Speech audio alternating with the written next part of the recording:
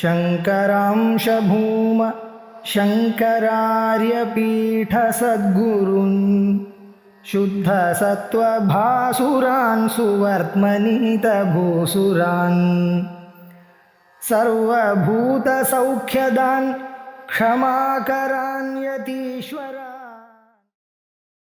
मुखं करोति वाचालं पङ्गुं लङ्घयते यत्कृपातमहं वन्दे परमानन्दमाधवम्।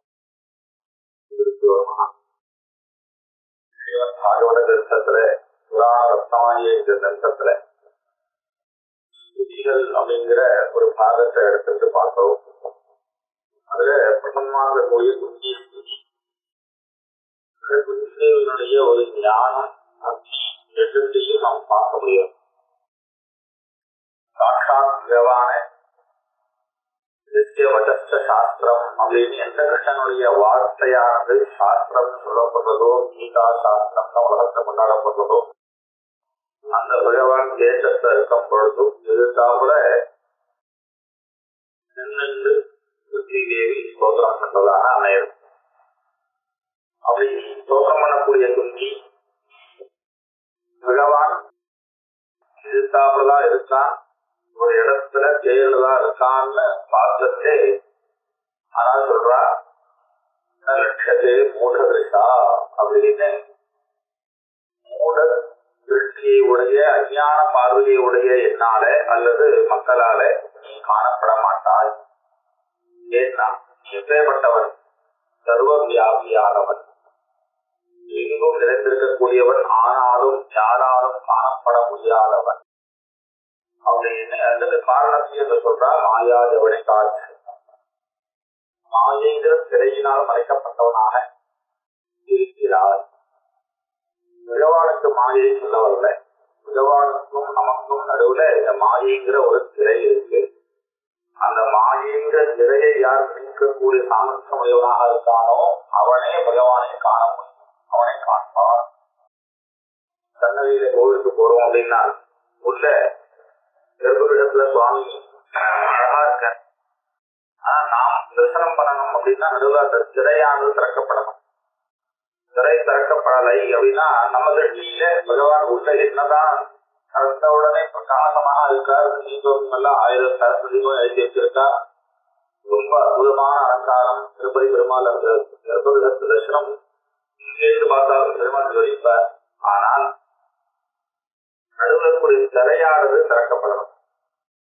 அந்த திரையை திறக்கக்கூடிய சாமர்த்தியம் அந்தந்த புத்தகத்துக்கு வேணும் அப்படிங்கிறதான் இங்க சொல்றார் மாயாஜவை தாட்சண்யம் அப்படின்னு. இப்படி பேசக்கூடிய புத்தியானவர் பகவானுடைய மகிமையை சொல்லி, பொதுவாக மூலபிஷான்னு சொன்னாலும் கூட நாங்கெல்லாம் இங்கிருந்து பார்க்கறது அப்படின்னு அஞ்ஞானியாக இருந்தாலும் அதையும் நீங்களாக இருக்கக்கூடிய நாங்கள் அப்படின்னு சொல்வார். இது உபலட்சணம். பரமபுருஷனாகிய பகவானே வாஸ்தவத்துல புருஷன், மற்ற எல்லா ஜீவராதிகளுமே நீங்களாகத்தான் இருக்காங்க. அதனால இங்க புத்தி பாட்டி கண்ணை மட்டும் செய்யுன்னு சொன்னா நினைச்சுக்க வேண்டாம், எல்லா ஜீவன்களும் நீ சொல்லியால்தான். அதை சொல்றாரு ததா பரமஹம்சானாம் முனீனாம் அமலாத்மனாம் பக்தியோக விதானார்த்தம் கதம் வஸ்யேம நித்யஹ அதோ நாட்யதரோ யதான்னு சொன்னாங்க 2வது ஸ்லோகத்துல. ததா அவ்வாறே பரமஹம்சானாம் முனீனாம் அமலாத்மனாம் பக்தியோக விதானார்த்தம், அவ்வாறு கூட லட்சத்தை யாருக்கு, பரமஹம்சானாம் முனீனாம் அமலாத்மனாம், பரமஹம்சர்கள்னு சொல்லக்கூடிய ஞானிகளிலேயே உயர்ந்தவர்கள் பரமஹம்சர்கள். பரமஹம்ச பரிவிராஜகாச்சாரிய அப்படின்னு பரமஹம்சால் அப்படிங்கிறவா ஞானம் முதலிய முதலிய இந்த சன்னியாசிகள்லையும் வேதம் சொல்லப்படுறது. அதுல பரமஹம்சர்கள் அப்படிங்கிறவா எந்த ஞானத்தை கொண்டவர்கள். அதனால நம்ம குருவாக ரொம்ப தெளிவாளா இருந்தா பரமஹம்ச அப்படின்னு மனங்கள் இருக்கக்கூடிய பெரியவாளையும் ராமகிருஷ்ணரை கூட பரமஹம்சர் ராமகிருஷ்ண பரமஹம்சர் அப்படின்னு அவருடைய ஞானத்தை போற்றக்கூடிய ஒரு பதம். அப்பேற்பட்ட பரமஹம்சானா நாம் எப்பொழுதும் மௌனமாக இருக்கக்கூடியவர்கள் அல்லது மரணம் பண்ணக்கூடியவர்கள், விவத்தியானம் பண்ணக்கூடியவர்கள், அமலாத்மனாம் எந்த ஒரு விதமான தோஷமும் கிடையாது. சரீரத்தினால மட்டும் தோஷம் பண்ணாமல் இருக்கிறது அப்படிங்கிறது லோகத்தை சாமானியமாக தவறு செய்யலை இருக்கிறது. வாக்குனால கூட தோஷம் பண்ணாமல் இருக்கிறதுங்கிறது கடினம், ஆனால் அது கூட இருக்க முடியும். மனசனால கூட தோஷம் பண்ணாமல் இருக்கிறதுங்கிறது சுபதா அசுல்லம். தப்பா நினைச்சிட்டோம் அப்படின்னா தோஷம் தான், பாவம் தான். அதனால அந்த மாதிரியாக மனோவாக்காயங்களால விகரணங்களாலேயும் தோஷத்தை செய்யாதவர்கள் அமலாத்மனா சமானவர்கள். அவர்களுக்கு கூட பகவான் காண கிடைக்காதவன் அப்படின்னு புத்தி பண்ணி சொல்றான். லட்சத்தே அதுக்கு என்ன காரணம்னா இதோடைய மகிமை அப்பேற்பட்டது. அவளை குறைச்சு சொல்றதுக்காக சொல்றேன்.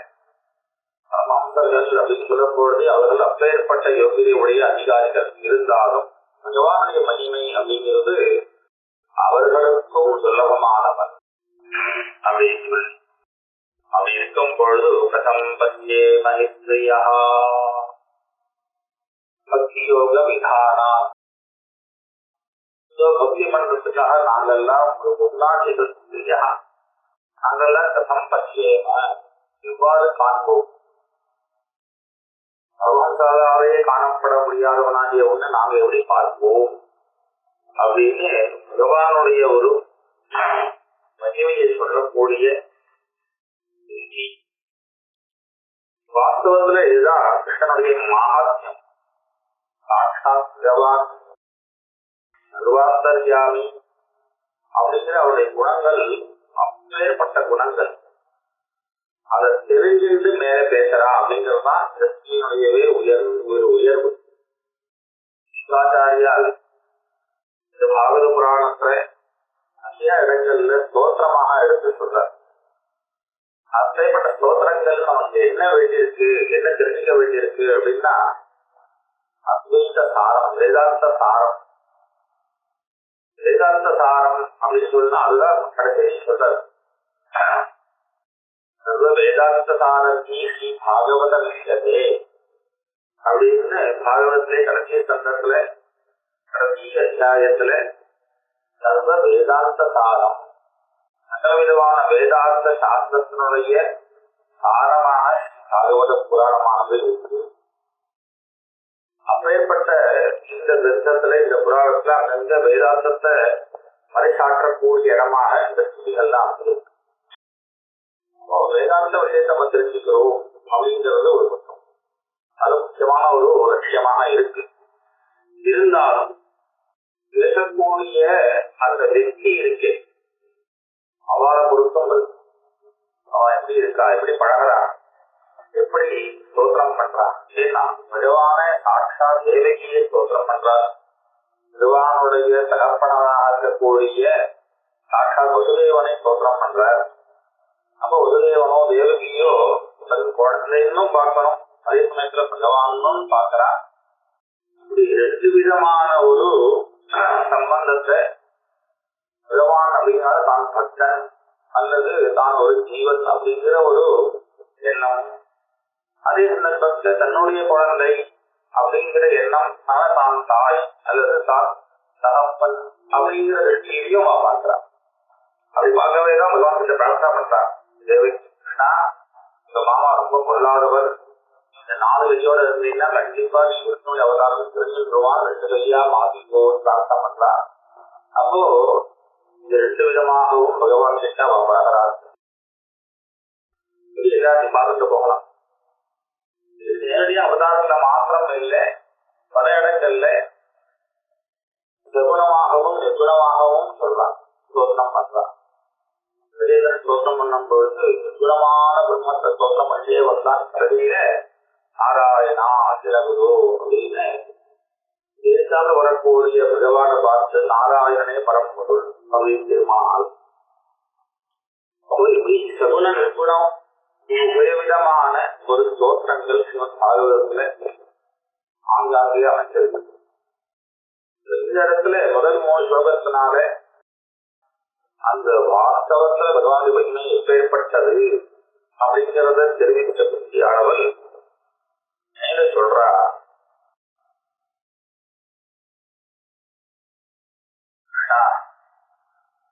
புரிஞ்சுக்கிறது அப்படிங்கிறது முடியாது.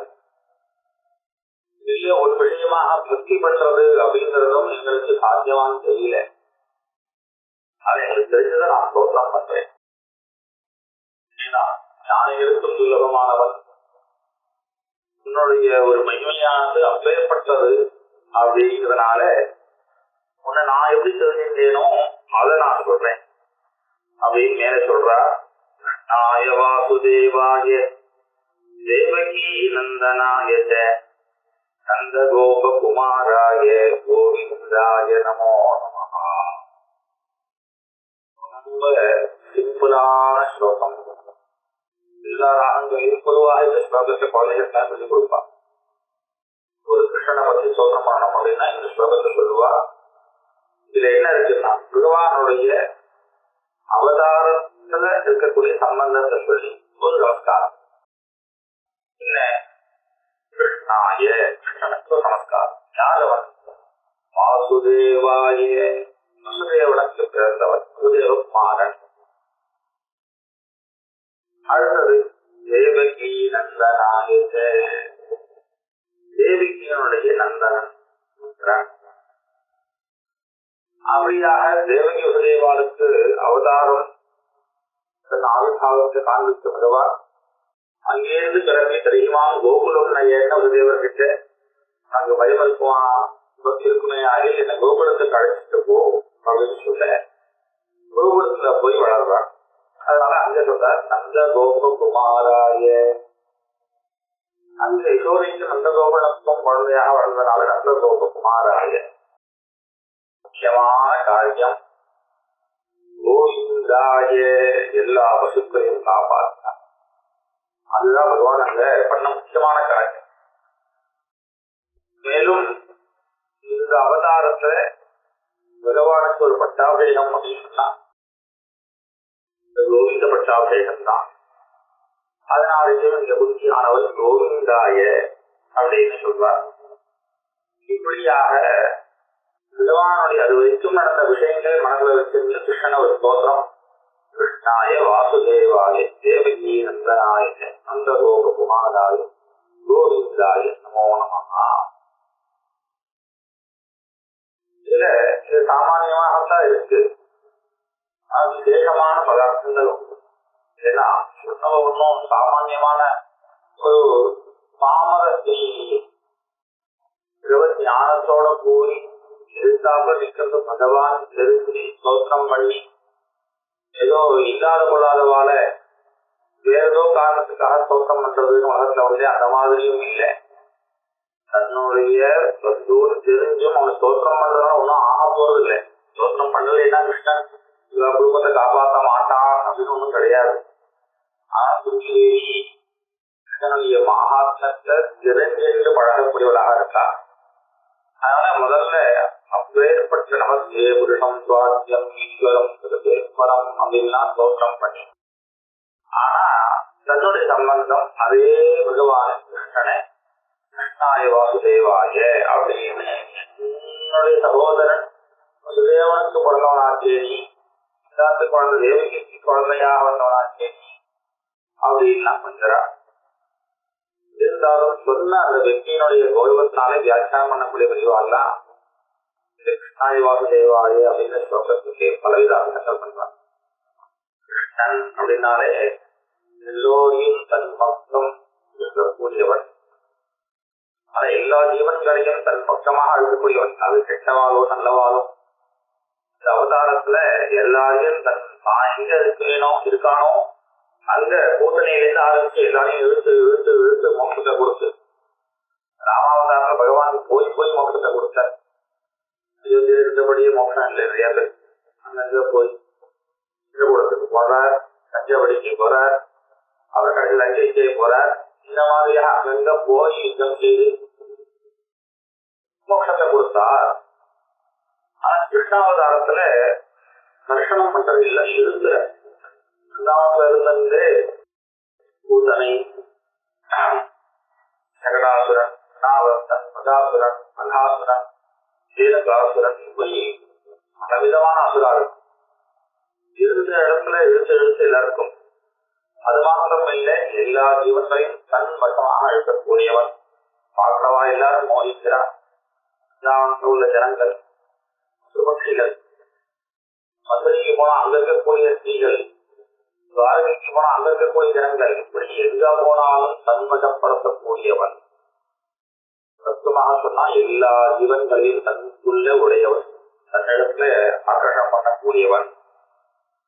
அதனால கிருஷ்ணாய வாசுதேவாய, வாசுதேவன் அப்படின்னா வசுதேவனுடைய பையனால வாசுதேவன் பகவானுக்கு பெயர் இருந்தாலும் கூட வாசனா வாசுதேவத்தை வாசிதம் புவனத்ரயம் சர்வபூத நிவாசோகி அப்படின்னு எல்லா இடத்திலையும் வியாபித்து இருக்கக்கூடியவன், வாசம் பண்ணக்கூடியவன்.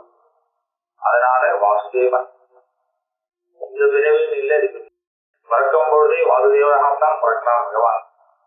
அதனால வசுதேவன் பிறந்த பிறகுதான் வாசுதேவன் அர்த்தம் இல்லை, பின்னாடியே வாசுதேவன்ற பகவானுக்கு பெயர் உண்டு. சர்வத்திர மாசம் பண்ணக்கூடியவன். அதனால வாசுதேவாய தேவகி நந்தனாய, தேவகி நந்தனாக இருக்கக்கூடியவன். நந்தனஹா அப்படின்னா புத்திரன், சந்தோஷத்தை ஏற்படுத்தக்கூடியவன். அந்த தேவகி முதலிய எந்த ஒரு பக்தர்கள் உண்டோ பகவானே கதியில் இருக்காளோ அவளுக்கு சந்தோஷத்தை தரக்கூடியவன், தன்னை ஆசைத்தவாள காப்பாற்றக்கூடியவன். நந்தகோப குமாராய, நந்தகோபர்கள், நந்தன் முதலிய கோபர்கள் அவளுக்கெல்லாம் குழந்தையாக இருந்து தேவையை காண்பிக்கக்கூடியவர்களுக்கு ஏற்பட்ட பரம்பொருளாக இருந்தாலும் குழந்தையாக இருந்து அவளோட விளையாடக்கூடியவன், அவளுக்கு சந்தோஷத்தை பண்ணக்கூடியவன். அப்படிங்கிற அப்பேற்பட்ட நந்தகோப குமாராய கோவிந்தாய. புத்தகத்துல பல அர்த்தங்கள் உண்டு. அதுல ஒரு அர்த்தம் இந்திரியங்கள் அல்லது ஞானம் அல்லது கிரணம், பல அர்த்தங்கள். அது கோவிந்தாய ஞானத்தினால அறியத்தந்தவர், ஞானிக கம்யன் அப்படிங்கிற இப்பேற்பட்ட ஒரு அர்த்தத்தை உள்ளடக்கிய ஒரு ஸ்லோகம் இது. கிருஷ்ணாய வாசுதேவாய தேவகி நந்தனாய நந்தகோபகுமாராய கோவிந்தாய நமோ நமஹா. அடுத்தது பகவானுடைய வெளி தோற்றத்தை மனசுல எழுதவளை பார்த்துட்டே சொல்றான். நம பங்கஜநாதாய நம பங்கஜ மாலினே நம பங்கஜ நேத்ராய நமஸ்தே பங்கஜாங்கயே. பங்கஜ நாமன், தாமரையை நாவையில் கொண்டவனாகி உனக்கு ஒரு நமஸ்காரம். தாமரைகளாலேயே மாலையை தூக்கிக் கொண்ட உனக்கு ஒரு நமஸ்காரம். தாமரை போன்ற செவ்வி ஒளிதாகிய கண்களை உடைய உனக்கு நமஸ்காரம். தாமரை போன்ற பொதுவான சிவந்த பாதங்களை கொண்ட உனக்கு நமஸ்காரம் அப்படின்னு பகவானுடைய திருமேனியை தரிசனம் பண்ணிட்டே சொல்றார். பங்கஜ நாகாய பங்கஜ மாலினே பங்கஜ நேத்ராய பங்கஜாங்கரையே நமஹா. என்ன பண்ண முடியும்? நமஸ்காரம் தான் பண்ண முடியும் அப்படிங்கிறதையும் காண்பிக்கிறார்.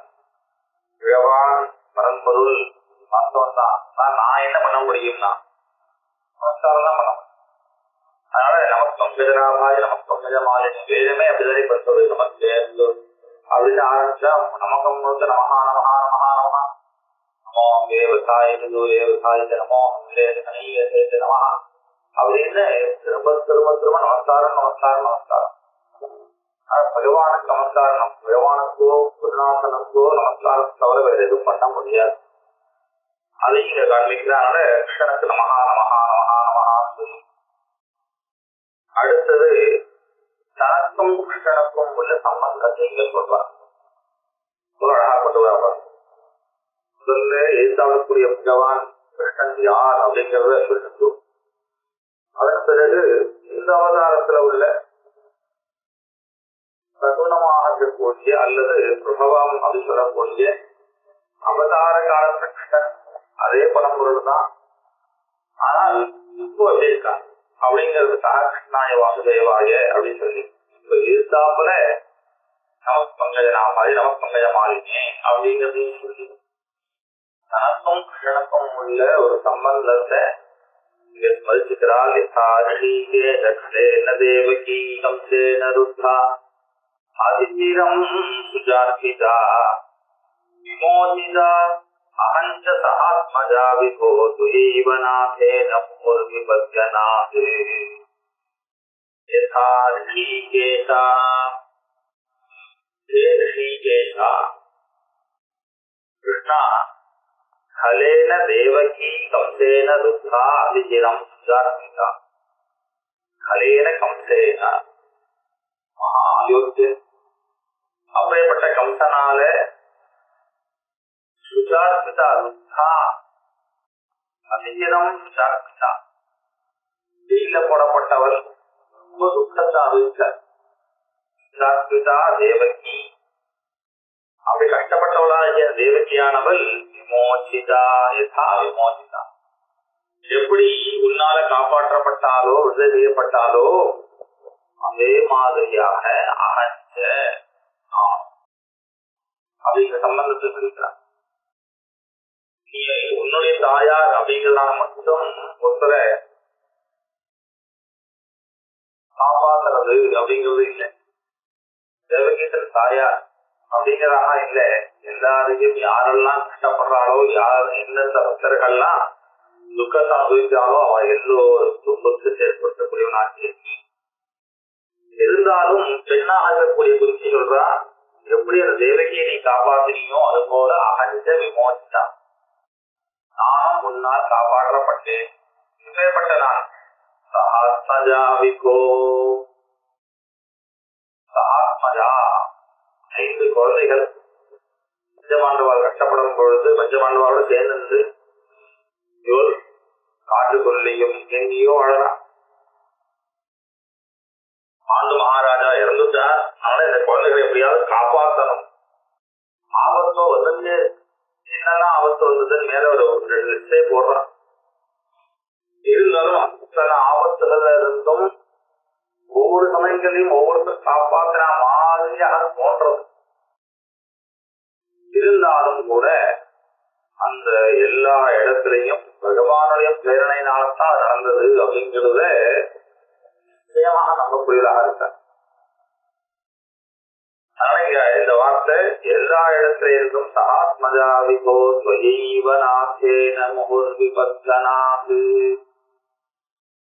எந்த அளவு கஷ்டப்பட்டிருக்கா அப்படிங்கறத இங்க தெரிஞ்சுக்க முடியாது.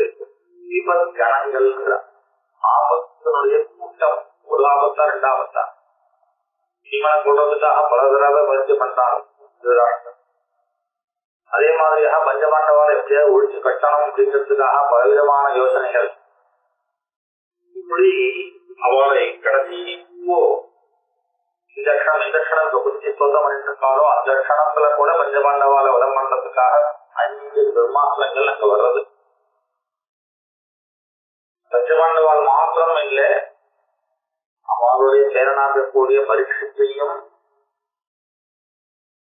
குண்டலம் அப்படிங்கிறதுக்காக ஏவி இருக்கான். பிரம்மாசத்தை ஏவி இருக்கான சத்தாமா அதிலிருந்தும் காப்பாற்றான் பகவான். இதெல்லாம் பார்த்ததுனால சொல்றான் விமோசிதா அஞ்ச சஹாத்மஜா கிருஷ்ணா குழந்தைகளோட என்னையும் காப்பாற்றிருக்கியே. ஒரு தடவை 2 தடவை இல்லை,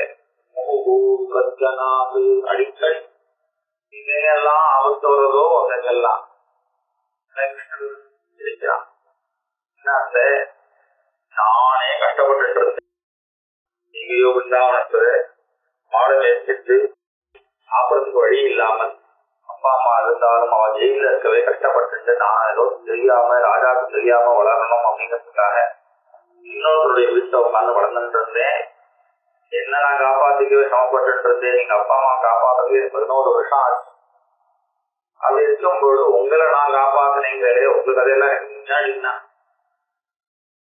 அப்போ உங்களுக்கு ஏற்பட்ட ஆபத்துல நான் எப்படி காப்பாற்ற முடியும் அப்படிங்கிற மாதிரி ஒரு சிரிப்பு சிரிக்க கூட அதுல தேவி அஸ்வத்திய காண்பிக்கிறேன். சொன்னேன் கிருஷ்ணா அப்படின்னு நான் சொல்றேன் அப்படின்லாம் எழுத்துல நீதான் காப்பாத்து. ஏன்னா நீ காப்பாத்துறதுக்கு பக்கத்துல வந்துதான் காப்பாத்துறது அவசியமே இல்லை. லட்சமா பார்க்கிறாரே இப்போ கண் எதிர்த்தாப்புல உத்தரகுமாரியினுடைய கர்ப்பத்துல உள்ள அந்த பிரம்மாஸ்திரத்தை பகவான் இன்னும் ஆபரேஷன் பண்ணி அவனை காப்பாற்றுறது. அப்போ பகவானால காப்பாற்ற முடியும், எங்க இருந்து ஒன்னாலும் காப்பாற்ற முடியும். துவாரகையில உட்கார்ந்து அக்ஷயம்னு திரௌபதி மானத்தை காப்பாற்றான் பகவான். எந்த இடத்துல இருந்தாலும் முதல்ல அடுத்த ஸ்லோகத்தை சொல்றாரு, ஸ்ரீராமகிருஷ்ணன் காப்பாற்றினான். அந்த திட விசுவாசம் அப்படிங்கிறது பகவான் கிட்டனால இங்க யாரோ வந்தாங்கிற சந்தர்ப்பம் இருந்தாலும் கூட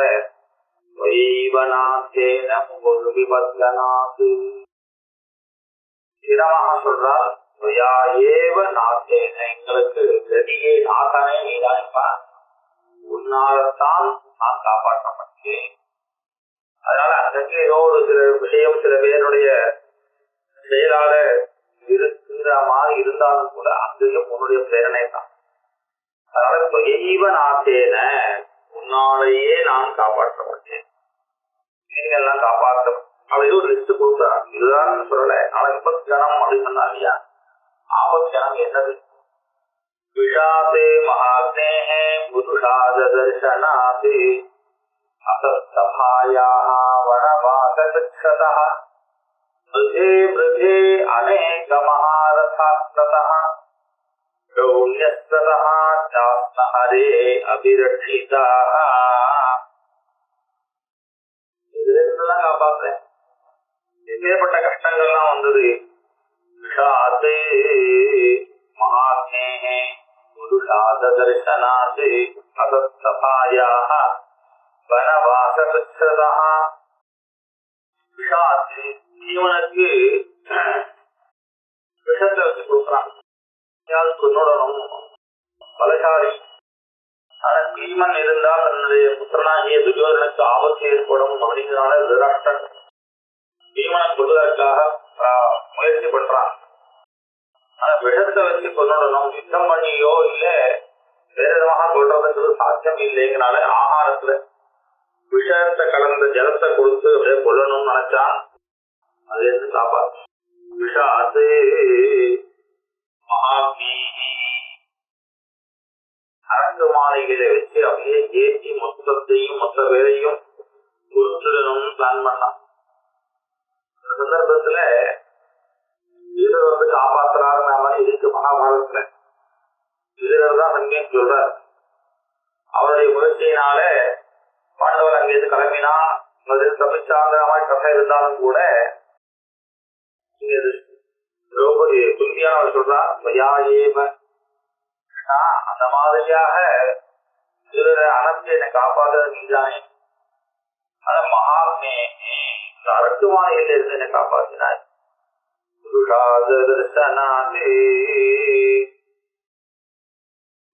யார் ராட்சதர்கள்?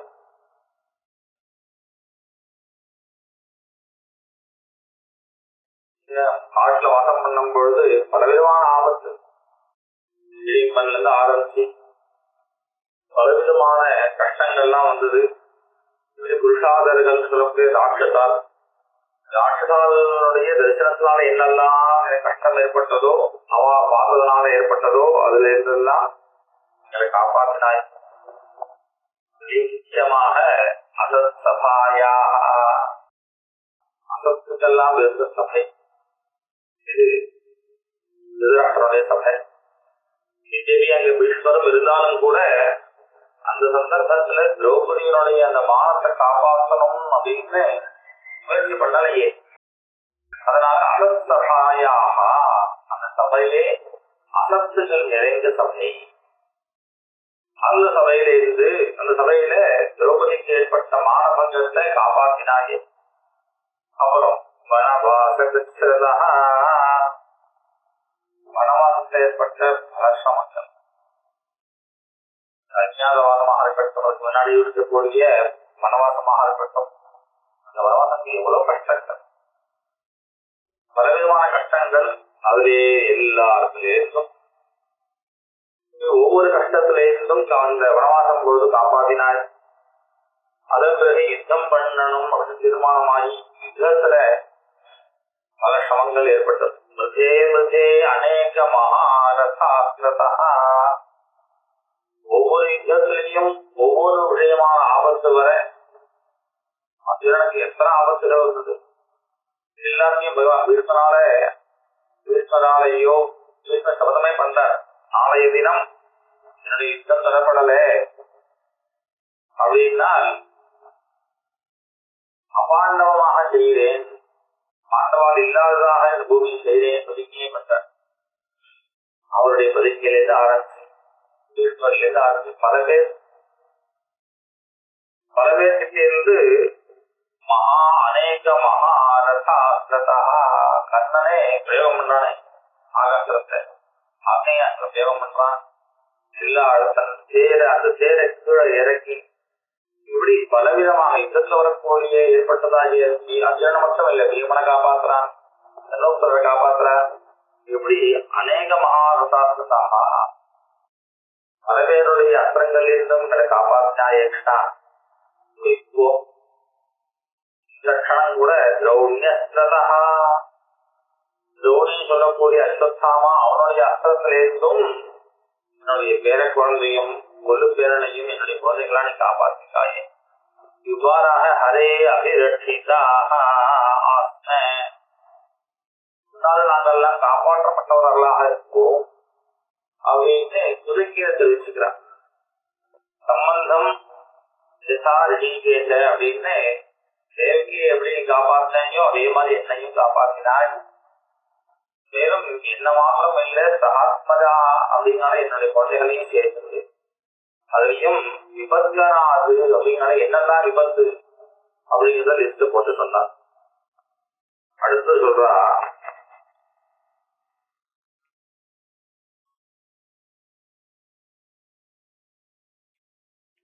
விபதா சந்துன சஸ்வதே, ரொம்ப ஆச்சரியமான ஸ்லோகம். எப்படி எங்களை ஆபத்திலிருந்து காப்பாற்றினியே அப்படின்னு பகவானுக்கு ஒரு சுதந்திர தெரிவித்த குத்தியானவள் ஒரு பிரார்த்தனை பண்றான். என்ன பிரார்த்தனை பண்றான்? விபதா சந்துனா சஸ்வதே, நீங்களே எங்களுக்கு ஆபத்தே இல்லாம பார்த்துக்கோ, எத்தனை ஆபத்துல நீ என்னை காப்பாற்ற, இனிமேல் எங்களுக்கு ஆபத்து வராம இருக்கும்படியாக கிருபை செய்யணும் அப்படிதானே பிரார்த்தனை பண்ணிக்கணும். ஏன்னா கஷ்டப்பட்டேன் இதுதான் எனக்கு கஷ்டம் வந்தது, நீதான் கஷ்டம் காப்பாத்தினேன் அப்படின்னு சொன்னவள் அடுத்த பிரார்த்தனையா பண்ணும்போது இனிமேல் கஷ்டமே இல்லாம இருக்கணும், கொஞ்சம் வாழ்க்கையில என் குழந்தைகள்லாம் சிரமம் இல்லாம வாழணும் அப்படின்னு பிரார்த்தனை பண்ணணும். ஆனா ரொம்ப ஆச்சரியமான பிரார்த்தனை. விபரசந்துனஸ்வதி, எங்களுக்கு எப்பொழுதும் ஆபத்து வந்துட்டே இருக்கணும், விபத்து வந்துட்டே இருக்கணும். தத்ர தத்ர ஜெகத்குரு கிருஷ்ணா, அதாங்க நல்லா இருக்குமோ ஆபத்து வரணும், யாராவது ஏதாவது பண்ணிட்டே இருக்கணும் அப்படின்னு பிரார்த்தனை. இதெல்லாம் பிரார்த்திப்பாரா? பிரார்த்திக்கிறார். இந்த பிரார்த்தனைக்கு என்ன லட்சியம்? ஆபத்து வரணும், கஷ்டப்படணுங்கிறது லட்சியம் இல்லை. பகவதோ தரிசனம் எத்தியாது, எங்களுக்கு ஆபத்து வரும்போதெல்லாம் நீ வந்துடுவீங்க, எப்பெல்லாம் ஆபத்து இருக்கோ அப்பெல்லாம் ஓடி வந்துடுவீங்க. துர்வாசர் அப்படின்னு பின்னாடியே ஓடி வந்து, பாஞ்சாலி ரொம்ப பசிக்கிறது, ஏதாவது ஆகாரம் இருக்கா, சாப்பாடு ஏதாவது இருக்கா, அச்சய பாக்குறத கௌத்து விசாரிச்சுன்னு சொன்ன பிறகு கூட ஏதாவது ஒன்று இருக்கும் குறை அப்படின்னு அந்த கீரையை வாயில போட்டுட்டு நீயே ஒரு ஆபத்துல இருந்து காப்பாற்று. இப்படி எந்த ஒரு ஆபத்து வந்தாலும் கூடவே வந்து வந்து வந்து வந்து காப்பாற்றுங்க. அதனால அவதோ தரிசனம் எத்தியா, உன்னுடைய தரிசனம் எங்களுக்கு ஏற்படும். அதுக்கு என்ன உபாயம்? உன்னை பார்க்கணும் அப்படின்னா அதுக்கு உபாயம் ஆபத்து தான். ஆனா எங்க எப்பெல்லாம் ஆபத்து ஏற்படுறதோ அப்படி ஒழுங்குறீங்க. இப்ப கூட வாசலோட போற மாதிரி போய் வரக்கூடிய ஆபத்தை காப்பாற்றிட்டு போய் தள்ளிட்டு போய் இதுதான் பிரார்த்தனை, நிச்சயா ஆபத்து வந்துட்டே இருக்கணும். லட்சியம் என்ன அப்படின்னா உன்னுடைய தரிசனம் கிடைச்சிட்டே இருக்கணும். உன்னுடைய தரிசனம் கிடைச்சா என்ன ஆகும்? பகவானுடைய தரிசனத்துல என்ன கிடைக்கும்? அபுனர்பவ தரிசனம். பகவான பார்த்தாச்சு, கிருஷ்ண தரிசனம் பண்ணியாச்சு அப்படின்னா அப்புறம் திரும்ப பிறவியே கிடையாது. அதனால அபுனர்பவ தரிசனம், இந்த பிறவி பவகான சம்சாரம், திரும்ப இந்த சம்சாரத்துல உழல்றது, இந்த சமுதிரத்துல சம்சாரமாகிய சமுதிரத்துல விழறது, இதை பார்க்கறதுங்கிறதே கிடையாது. அபுனர்பவ தரிசனம். அதனால புனர்பவ தரிசனம் அத்தகைய ஒரு தரிசனமானது எங்களுக்கு திரும்ப திரும்ப கிடைக்கணும். அதனால நான் என்ன பிரார்த்தனை பண்ணிக்கிறேன், எனக்கு ஆபத்து இருந்து ஏற்படுத்து அப்படி பிரார்த்தனை பண்ணிட்டவர். அடுத்தது அவர் ஸ்தோத்திரம் பண்றார். இதெல்லாம் நீங்க வந்துடக்கூடாது கிருஷ்ணா, எந்த ஒரு விதத்தினாலேயும் இந்த கர்வம் வந்துடக்கூடாது. ஜென்மை ஸ்வர்ய ஸ்ருதஸ்ரீ ஏகமான மத குமானே ஜீவாரத்யவிதாசும் வை துவாம் அகிஞ்சன கோச்சரம். அழகா சொல்றார். ஜென்மேஸ்வரிய சுதஸ்ரீவி ஏதமான மதஹா. ஒரு மனிதன் ஏதமான மதஹா, பல விதங்களால கர்வமானது ஏற்படும். மனுஷனுக்கு இதனால் ஏற்படலாம். ஜென்ம பிறவியினால் கர்வம் ஏற்படலாம். சமகுலத்துல பிறந்திருக்கும், இல்ல உயர்ந்த ஒருத்தருக்கு குழந்தையாக பிறந்திருக்கும். அப்படின்னு பிறவியினால ராஜா வீட்டுல பிறந்திருக்கேன், இல்ல கோடீஸ்வரனுக்கு குழந்தையாக பிறந்திருக்கேன் அப்படின்னு தன்னுடைய பிறவியினால கர்வம் கொள்ளலாம். ஐஸ்வர்ய, அது தன் பிறவிக்கு பிறகு தான் பிறந்து சம்பாதிச்சு இப்போ நல்ல ஒரு ஸ்டேட்டஸ்ல இருக்கும், கோடி கோடியாக சொத்து, அப்படிங்கிறனால கர்வம் ஏற்படும். படிப்பு, லோகத்துல எல்லாரும் கொண்டாடுறா, தனக்கு நிகராக யாருமே இல்லை, தான் வாங்காத பட்டமே கிடையாது, அப்பேற்பட்ட ஒரு சாஸ்திர ஞானம் அல்லது லௌகிக ஞானம் ஏதோ, ஆனால் அப்பேற்பட்ட ஒரு படிப்பை உடையவன் அப்படிங்கிற அந்த படிப்பினாலேயும் அழகா இருக்கேனே, என்ன மாதிரி உலகத்துல யாரும் அழகன் கிடையாது, அழகி கிடையாது அப்படின்னு சோபையினாலேயும் அழகனாலேயும் கூட ஏதமான மதகா உமா, ஏகமான மதகா செல்வமுடையவன் இருக்கானே.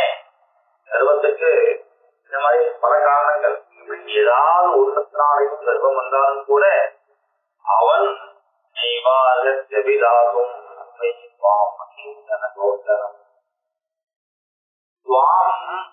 அபிதாசும் அபி நெய்வார்கள், உன்னை சொல்லக்கூட பேசக்கூட உன் நாமத்தை சொல்லக்கூட அவனுக்கு யோகியதை கிடையாது. அதனால எனக்கு என்ன பிரார்த்தனை பண்றான்னா, எனக்கு ஐஸ்வர்யத்தை கொடு, சௌக்கியத்தை கொடுதான் சொன்னேன். ஏன்னா இதெல்லாம் வந்ததுன்னா கர்வம் வந்துடும், பகவானை மறந்துடுவோம். ஆனா இந்த மாதிரி கர்வம் வந்தவன் உன்னுடைய நாமத்தை சொல்லவே தகுதியற்றவன். தெய்வ அருகதி அபிதாசம், கிருஷ்ணா கோவிந்தான்னு சொல்லக்கூட அவனுக்கு யோகியதே கிடையாது. ஏன் நீ எப்பேற்பட்டவனா? அகிஞ்சன கோச்சரம், அகிஞ்சனர்கள்னு சொல்லக்கூடிய எதுவும் கிடையாது. கிஞ்சன அவை ஒண்ணுமே இல்லாதவர்களுக்கெல்லாம் நீதான். அப்பேற்பட்ட உன்னை ஏதோ ஒரு விஷயத்தினால கர்வம் உடையவன் அவன் உன் நாமத்தை கூட சொல்ல தகுதியற்றவன். அதனால கிருஷ்ணா எங்களுக்கு சோட்சத்தை கொடுத்துட்டால் கர்வம் வந்துடலாம். அதனால அதெல்லாம் வேண்டாம், எங்க துக்கத்தையே கொடு, கஷ்டத்தையே கொடு, ஆபத்தையே கொடு, ஒன்னையே ஸ்மரிச்சுட்டு இருப்போம். ஆபத்தை காப்பாற்றணும், ஆபத்துல இருந்து காப்பாற்றணும்னா நீங்க ஓடி ஓடி வந்துருவே அப்படிங்கிற அழகான ஒரு பிரார்த்தனை.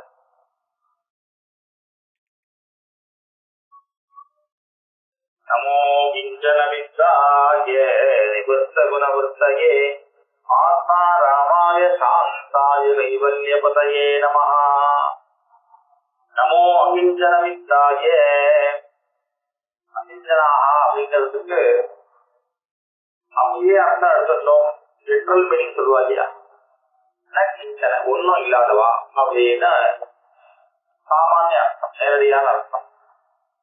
இங்க அகிம்சன வித்தாய ஒன்றும் இல்லாதவாளுக்கு நித்தமாக செல்வமாக இருக்கக்கூடியவன் அப்படின்னு சொல்றான். அதனால அகிம்சனர்கள் அப்படிங்கிறவா பக்தர்கள். பக்தர்களுக்கு எது சொத்துன்னா பகவான் தான். அகிம்சன வித்தாய பக்தர்கள் கிட்ட பக்தாதி வச்சுக்க மாட்டான். என்னவே இருந்தாலும், என்ன வஸ்துக்கள் இருந்தாலும், என்ன சௌகரியம் இருந்தாலும் அதுல அவ சௌச்சத்தை அடைய மாட்டான். அப்பேற்பட்ட அகிம்சனர்கள் அவருக்கு மித்தமாக இருக்கக்கூடியவன். நிவர்த்த குணவர்த்தையே எந்த ஒரு விதமான விஷயங்களையும் ஆசை தர்மார்த்த காம விஷயமாக எந்த ஒரு ஆசையும் இல்லாதவன். நிவர்த்த குணவர்த்தையே அது எப்படி இருக்க முடியுதுன்னா ஆத்மா ராமாய ஆத்மாராமனாக தன்னிடத்திலேயே சுகத்தை அனுபவிக்கக்கூடியவன். வெளியிலிருந்து இன்னொரு திரவியத்திலிருந்து தனக்கு தோற்றம் அப்படிங்கிறத வல்லாதவன். அது எப்படி இருக்க முடியாது? சாந்தாய சாந்தமாக இருக்கக்கூடியவன். எந்த ஒரு விஷயத்திலையும் ராகாதிகளோ துவேஷமோ எதுவுமே கிடையாது. அப்பேற்பட்ட சாந்தனாய கைவல்ய பதையே நமஹா கைவல்யத்துக்கும் பதியாக இருக்கக்கூடியவர், கைவல்யத்தையும் கொடுத்து சாமர்த்தியம் உடையவர். அப்பேற்பட்ட உனக்கு நமஸ்காரம் அப்படின்னு சிவனுடைய கிருஷ்ணனுடைய அவதாரத்தினுடைய மகிமையும் வர்ணிக்கிறார். அதே சமயத்தில் பகவானுடைய வாஸ்தவமான மகிமை என்ன அப்படிங்கிறதையும் சேர்த்து அகிஞ்சன வித்தாய நிவர்த்த குணவர்த்தையே ஆத்மா ராமாய சாந்தாய கைவல்ய பதையே நமஹா மன்யே த்வாம் காலம் ஈசானம் அநாவிவிதனம் விபும் சமம் சரந்தம் சர்வத்ர பூதானாமின்மிதஸ்கலிஹி மன்யே த்வாம் காலம் ஈசானம். கிருஷ்ணா ஐயோ முன்னாடி சொல்லும் பொழுது தேவகி நீ காப்பாத்தினேன்னு சொன்னேன், தேவகி அந்தனாயிட்ட அப்படின்னு தேவகியுடைய புத்திரன்னு சொன்னேன்னு நினைச்சிட்டு ஏதோ அப்படிதான் நான் நினைக்கிறேன் நினைச்சுக்காது கிருஷ்ணா. மன்யே த்வாம் காலம் ஈசானம் காலஸ்வரூபியானவனே எல்லோரையும் கட்டுப்படுத்தக்கூடியவன் அல்லது சகலவிதமான ஐஸ்வரத்தை கொண்டவன் நீதான். அனாவிவிதனம் ஆதியும் மற்றவன் அந்தமும் மற்றவன். அதே சமயத்துல உலகத்தில் இருப்பவரெல்லாம் பேசிக்கிறார். நானே அப்படிதான் சொன்னேன், ஓடி வந்து காப்பாத்துறேன், நான் எப்பேற்பட்ட கஷ்டங்கள்லாம் காப்பாத்தினேன் அப்படின்னு சொன்னதுனால எல்லாரும் என்ன நினைக்கிறா, சாரத்தியாக கிருஷ்ணன் தான். அர்ஜுனன்னா ஒரு படி கிருஷ்ணனுக்கு ஜாஸ்தி, பாண்டவாக்கிட்ட பட்சபாதம் பண்ணும் அப்படின்னு எல்லோரும் நினைக்கிறா. ஆனால் நீங்களும் அந்த மாதிரி இல்லை. சமம் சரந்தம் சர்வத்ர சர்வத்ர சமம் சரந்தம் எல்லார்கிட்டையும் சமமாகத்தான் இருக்கு. ஆனால் தூதானாம் என் மிதக்கரிஹி வாக்குகள் நீ சமமாகத்தான் இருக்க. ஆனா சமமாக கூடிய ஒன்ன அவ என்ன பண்றான்னா தூதானாம் மிதக்கரி இங்க இருக்கக்கூடிய மற்றவாள்லாம் நீ சமமாக இருந்தாலும் கூட அத சில பேர்கிட்ட பிரியமாக நீ பழகிற மாதிரியும் சில பேர்கிட்ட துவேஷத்தை காண்பிக்கிற மாதிரியும் நினைச்சிட்டு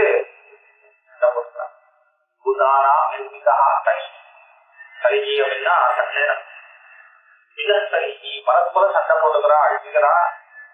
ஆனால் நீயோ யார்கிட்டையும் பட்சபாதமும் கிடையாது, யார்கிட்டையும் விஷமும் கிடையாது. வேண்டியவங்கிற பட்சபாதம் கிடையாது, இவன் வேண்டாதவன் அப்படிங்கிற துவேஷமும் கிடையாது. நீயோ சமம் சரந்தம். இந்த ஞானம் வரும் ஆச்சரியமா தன்னை காப்பாற்ற ஒருவரான்னு பிரார்த்தனை பண்ணி சோழப்பட்ட தேவகி குச்சியானவள் கிருஷ்ணா வாஸ்தவத்துல லோகத்துல பாக்குறவாள் சொல்லி கொடுக்குற நீ எப்படி இருக்கேன்னா எல்லாருக்கும் பொதுவானவனாகத்தான் இருக்காய். இந்த சந்தேகம் எழுப்பும், அது எப்படி பொதுவான்னு சொல்ல முடியும்? வாஸ்தவத்துல அப்படி இல்லையே. இது ஒருத்தர் பொதுவா இருக்கான்னு சொன்னா அப்படியே எடுக்க முடியுமா? ஏன்னா நீ நடந்த அப்படியே இருக்கு. கிருஷ்ணன் பாண்டவாளுக்காகத்தானே இவ்வளவு கஷ்டப்படுறான். துரியோதனாதிகள்லாம் அழிஞ்சிட்டாரே, அப்போ சமம் சனந்தம் அப்படின்னு எப்படி சொல்ல முடியும்? பட்சபாதம் இருக்கு, நல்லவாளுக்கு நல்லது பண்ணலாம் அப்படின்னு பட்சபாதம் இருக்கோ இல்லையோ அப்படிங்கிற சந்தேகம் வரும். அண்ணா கட்டணி அண்ணா அப்படிங்கிற அழகான ஒரு உதாரணம் சொல்லுவா. கண்ணாடி, இந்த கண்ணாடிக்கு ஏத்தாப்புல ஒருத்தர் நல்லா அலங்காரம் பண்ணிட்டு ஸ்டெப் பண்ணிட்டு நீட்டா போதெல்லாம் பூஜை செஞ்சு கிட்ட போய் நின்று பாக்குறார். ரொம்ப அழகா அவரே திரும்ப போனார், தலையெல்லாம் கலட்டி விட்டுட்டு சரியோ பண்ணிட்டு முகத்துல அசிங்கம் பண்ணிட்டு போய் நின்று பாக்குறார். அவருக்கு அது எப்படி காண்பிக்கிறதுனா ரொம்ப அசிங்கமா காண்பிக்கணும் அதே முகத்தை. இப்போ கண்ணாடி ஒரு 5 நிமிஷத்துக்கு முன்னாடி அவருக்கு நல்லதாக காண்பிச்சது, இப்போ அதே கண்ணாடி இப்போ அசிங்கமாக காண்பிக்கிறது. அப்ப கண்ணாடிக்கு அல்லது இப்படி எடுத்துக்கோமே, அழகானவர் வந்து நின்று பார்க்கிறார், அழகாக காண்பிக்கிறது. மொத்தம் கொஞ்சம் குறுகியா இருக்கார், அவர் வந்து பார்க்கும்போது குறுப்பமாக காண்பிக்கிறது. அப்படிங்கிறதுனால கண்ணாடிக்கு தோஷம் சொல்ல முடியும். கண்ணாடிக்கு அவர்கிட்ட பட்சபாதம் ஜாஸ்தி, அதாவது அழகாக காண்பிக்கிறது. இவர்கிட்ட கொஞ்சம் துவேஷம் உண்டோ, அதனால இவர் வரும்பொழுது கொஞ்சம் அசிங்கமாக காண்பிக்கிறது சொல்ல முடியுமா? கண்ணாடி எப்படி இருக்குன்னா சமம் சரந்தம், நீ எதை காண்பிக்கிறியோ அதை ரெஸ்பெக்ட் பண்றோம், அது அப்படியேதான் இருக்கு. அப்ப ஏன் இந்த வித்தியாசம்? கண்ணாடியில ஒண்ணு அழகா ஒண்ணு முதல்ல தெரிஞ்சது, இப்ப அதிகமா தெரியறது என்ன? வந்தவனுடைய வித்தியாசத்தினால. அழகா ட்ரெஸ் பண்ணிட்டு வரும்பொழுது அவனே அழகா காணப்பட்டான், அவனே கொஞ்சம் குரூபமாக வரும்போது குரூபமாக காணப்படுறான். கண்ணாடியில தோஷம் சொல்லலாமா? அது போல பஞ்ச பாண்டவர்களோ பக்தர்களோ பகவான் கிட்ட சுரூபமான வெற்றியாக வரா, அதனால பகவான் பிரியமாக இருக்கா மாதிரி தெரிகிறது.